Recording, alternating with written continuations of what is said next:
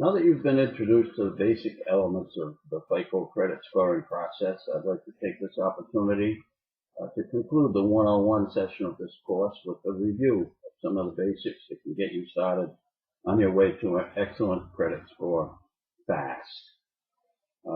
After this review, we'll be going into 201, a more advanced course, and build on the knowledge that you've learned in the 101 section. In 201, we're going to talk about an average Joe buying a car and how that affects his credit score. We're going to talk about the always popular myths and urban legends, collections, liens, judgments, medical debt, disputes, credit card rules, a process called piggybacking that can give a good score quickly to a person if they have someone else with a good score that will put them on as an authorized user.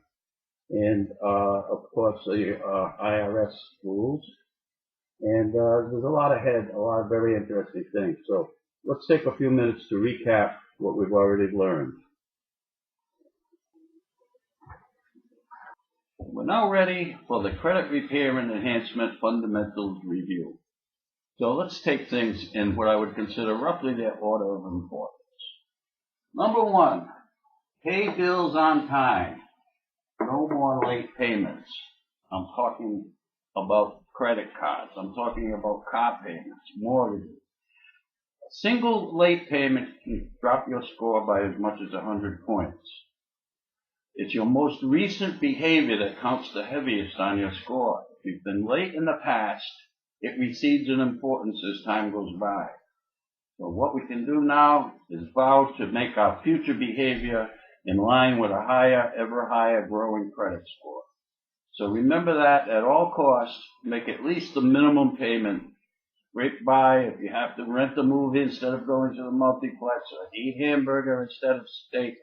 Whatever it takes, make at least the minimum payment so you don't have any recent late payments. Number two, don't take out credit you don't need.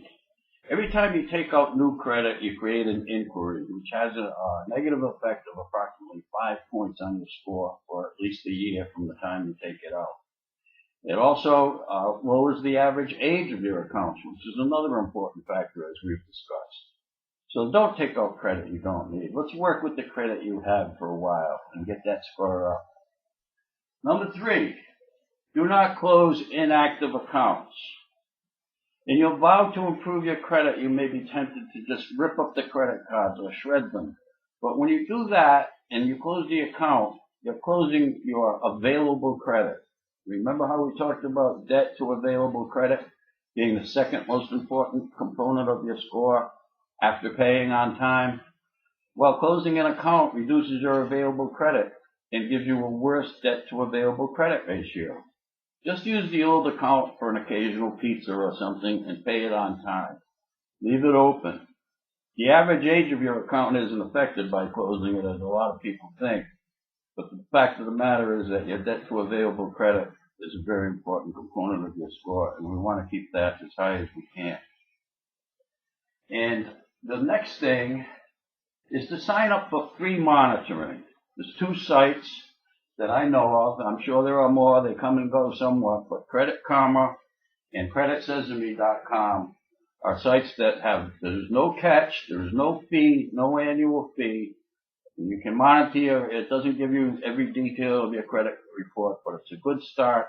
And they'll give you a warning if something comes in there in the nature of a late payment or a bill collector claiming that you owe a bill. And the quicker you begin to deal with a problem, the easier it is to resolve it. So this way you can have it for free. So there's no reason not to do that. Go right ahead and do that. Get your annual credit reports from annualcreditreport.com. You're entitled to 1 free credit report from each agency, from TransUnion, from Experian, and from Equifax. Get the actual credit report, comb through them, look for mistakes. Now, in the personal section, you may find mistakes that have to do with old addresses. Those are very easy to get corrected. You can even do that over the internet, although I don't recommend that for disputing claims in the nature of old bills or collection accounts. We're going to talk about that a lot more in section 201 in the chapters to come. But get the credit reports, read them, learn to understand them, take care of any mistakes, and get ready for some real action and some real improvement fast.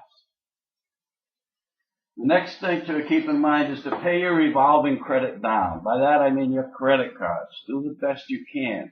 It goes back to debt to available credit ratio. That's the thing you have most control over. By keeping the debt to available credit ratio high, at any given time you're going to find a big difference in your credit score to the benefit of yourself. So don't carry any higher balances than you can. Work on getting that credit card debt down.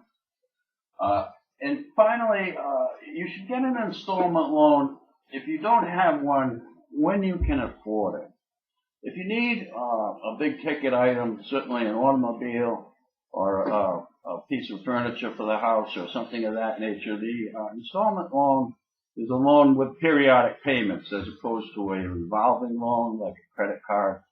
And the mix of accounts is 10% of your credit score. So they like to see that you can handle an installment loan responsibly and make the payments on time. The debt to available credit ratio on an installment loan does not have the same weight as it does with a revolving debt, but it's good to pay that down as quickly as you can when you get one. But don't put yourself into further problems by getting the installment loan. That can come later. If you don't need anything, don't get anything you don't need. And finally, some factors that I mentioned earlier that I'd like to repeat because they bear repeating. Don't get overwhelmed by the process. Bear with us. You're going to learn a lot, and there's a lot you can do. No one really has an 850. There's not 1% of the population has an 850 credit score. Your credit score doesn't have to be perfect. It only has to be very good in order for you to do what you need to do. So don't get overwhelmed or discouraged at some of the things that may be on there. Most everything can be fixed. Everything can be fixed given time, but a lot of things can be minimized in the meantime, and you're going to learn every trick in the book before you're done with this course. Don't pay your old collections yet. We have a lot to talk about old collections. There are ways to negotiate them. A paid collection is still a negative on a credit report. What we want to do with them is we want to negotiate to get them deleted from the credit report as if they never existed. And we're going to devote an entire chapter on what we call pay for deletions and the various ways that it can be removed from the credit report. Not just marked as satisfied, but actually removed as if it never existed. And always remember, it's your recent responsible behavior, so don't obsess about old late charges. Every month that goes by, they get a little bit older. It's your recent responsible behavior that you can control. So just keep in mind that from here on in, no more late payments, and that credit score is going to rise very steadily, and you're going to find out that it's not any mystery that can't be resolved. As we move into Section 201, I promise you this course will get more and more interesting with the background you now have.